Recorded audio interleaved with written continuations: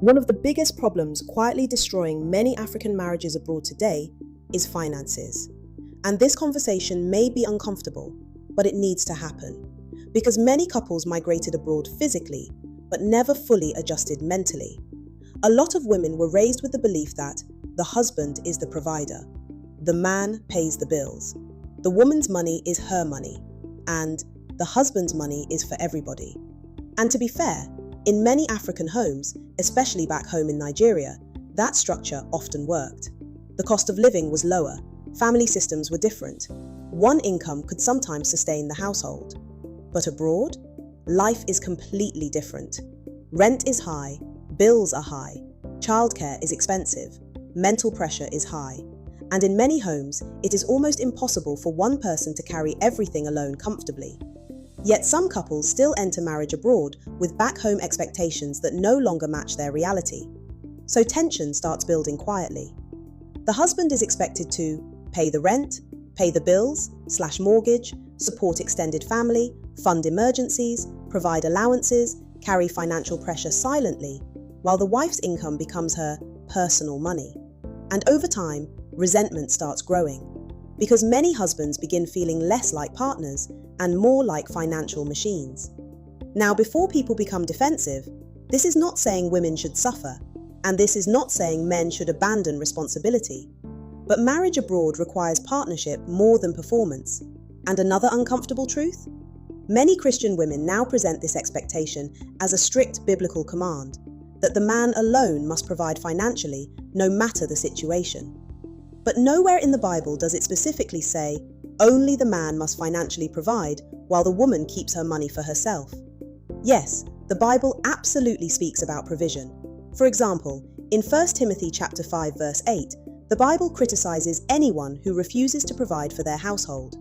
But it does not say, the wife cannot contribute, and neither did it say, the husband must carry everything alone, nor should the woman's income only be for herself. In fact, Proverbs 31 describes a woman who works, trades, buys property, manages resources, and contributes financially to her household. So biblically, the picture is actually more balanced than many modern debates suggest. The problem is that many people mix culture, tradition, social media expectations, and selective scripture interpretation together. And this creates conflict in marriage. Because some husbands enter marriage expecting teamwork, while some wives enter marriage expecting full traditional provision, regardless of the economic reality abroad. And when those expectations are never discussed honestly, love starts struggling under financial pressure. Because money problems are rarely just about money. They expose entitlement, poor communication, lack of planning, unspoken expectations, and emotional immaturity. A healthy marriage abroad cannot survive on your money versus my money, especially when both people are trying to build the same future together. And another difficult conversation many people avoid? Some wives heavily support their own extended families financially, but become upset when the husband also supports his own family.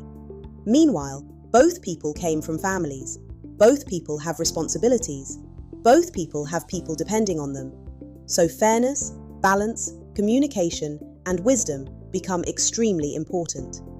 At the end of the day, marriage abroad requires adjustment from both men and women.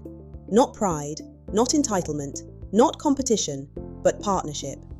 And in my next video, I'll also be addressing the things many husbands need to improve and adjust when they migrate abroad, because accountability must go both ways for a healthy marriage to truly function.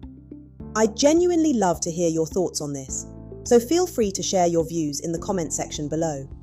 Don't forget to like, follow, and share the page, and thank you for stopping by.